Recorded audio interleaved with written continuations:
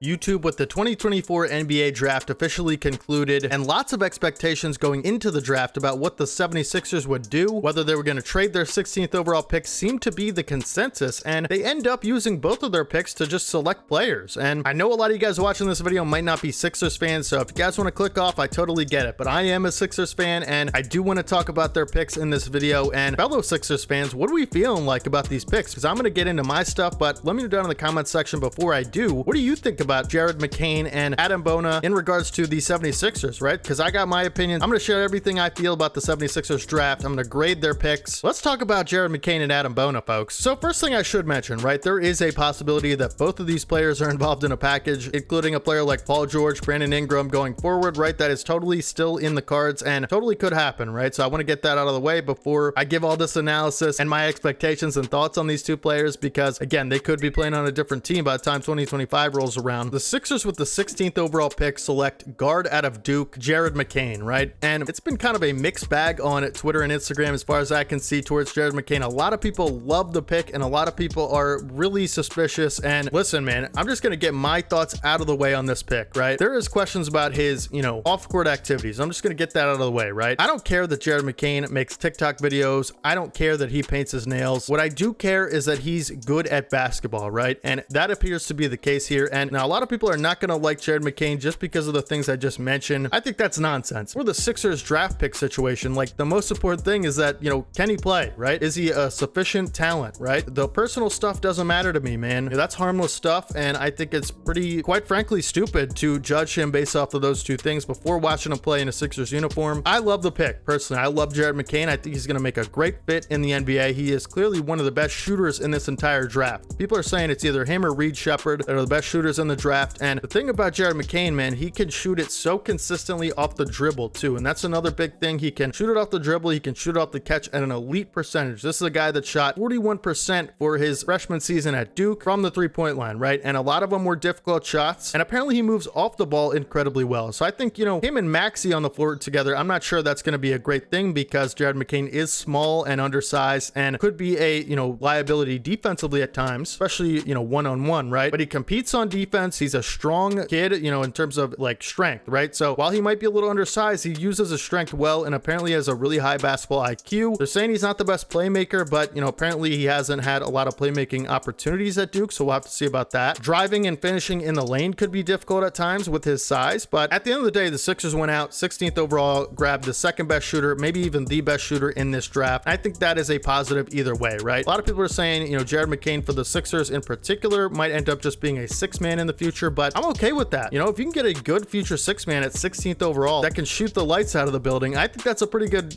pick, right? At 16th for me personally. And I think, again, this is a kid that competes. He wants to win. He apparently loves to work. He's a worker. I just don't understand what's not to like. Maybe you can question the fit with the Sixers, right? In terms of how, what will his role look like in the Sixers, 2025 season, right? Is he going to be a guy that you can expect to ever start next to Maxey? I'm not sure about that. We'll have to see, but I know he has some athletic limitations, right? But I think this is a really solid pick for the Sixers, and I had to talk about it in a video, man, because I've seen a lot of Jared McCain love, I've seen a lot of Jared McCain hate, and I think I'm, mostly on the love side, right? I really like this pick out of Daryl Morey here. Again, this guy could be involved in a package, so we'll have to just wait and see about that, but he's already making TikToks at the Sixers practice facility, right? So, this is a great locker room presence, right? He's a fun-loving guy. I think he could bring some joy into that locker room, which is always needed for the Sixers, right? But listen, around Joel Embiid and Tyrese Maxey, you could always use more shooting, and the Sixers snag maybe the second best shooter in this class. And again, he's a really young guy, so maybe he even gets better only having one season at Duke, right? So I love the pick, man. I really do. And I think, let me know down in the comment section again what you guys think about Jared McCain as far as the fit with the Sixers. Do you think he'll be traded? Because again, that is a possibility. This is an appealing player as a shooter, could be involved in a package, but if he is going to stick around in Philly, I do love the pick. I give it a B+ or an A- as far as value at number 16. Now, as far as Adem Bona, right? I hope I'm pronouncing that right. Please correct me if I am not down in the comments, right? This is a backup center type of situation that he could be looking at in Philly, but he is a little bit undersized for a center, only 6'8", but apparently this guy is really athletic and really competitive and intense, right? And he can, definitely play defense is what they're saying, can provide some solid rim protection, but not going to provide a ton of offensive ability, and this is kind of really questionable for me because what is going on with Paul Reed, right? I know he's under contract. He's one of the only Sixers Sixers under contract for next season. To be fair, Adem Bona, I like his game and I like the type of center that he is and could be, right? And you could always use more help, you know, depth-wise at center behind Joel Embiid with his injury history, right? So maybe this is a situation where this guy, Adem Bona, comes in and, you know, from UCLA and is the number 3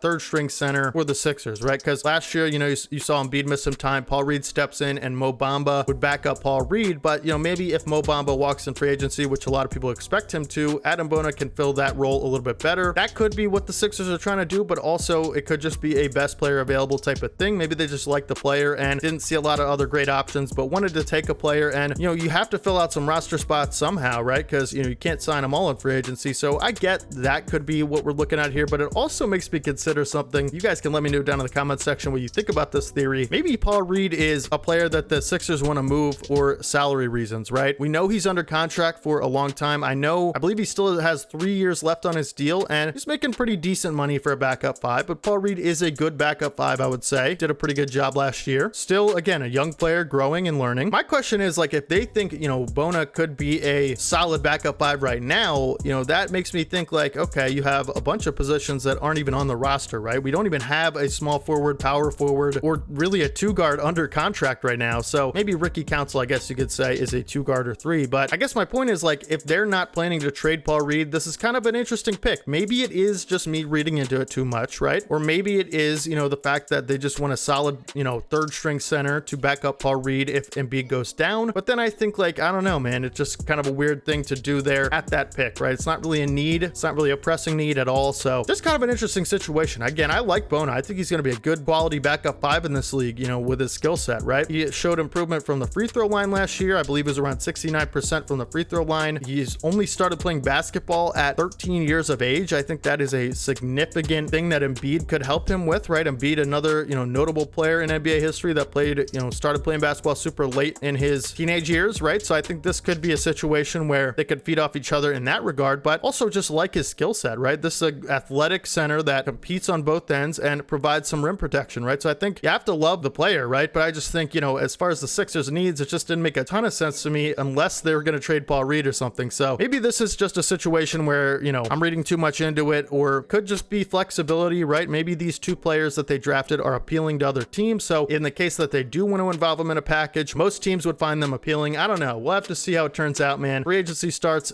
just a couple days away at the time of recording this video. Make sure you guys subscribe to the channel if you guys don't want to miss any future content. All things NBA every day on this Dehave channel. We upload every day. So NBA free agency news, Sixers news, drama, offseason, you know, signings, extensions, right? I'm going to be doing more draft content, right? I know the draft just happened and I'm going to be covering a lot more on, you know, the draft and what it means for a lot of teams. So make sure you guys subscribe if you guys don't want to miss any future NBA content. Again, upload every day on this channel. So could be a video just like this, could be a little bit different, but it will be regarding the NBA. I can promise you that. Let me know down in the comment section whether you're a Sixers fan, not a Sixers fan. What do you think of these 2 draft picks? What do you think it means for the Sixers? And I guess, you know, I would give the Adem Bona pick a, you know, B- with upside to be an A, but it just depends on the situation. Again, let me know down in the comments what you think of McCain and Bona. I'll catch you guys, you know, in the next video. Make sure you guys drop a like if you did enjoy it. Thank you guys for watching all the way to the end. Hopefully you guys have a great rest of your day today. This is your boy Dehave, and as always, peace.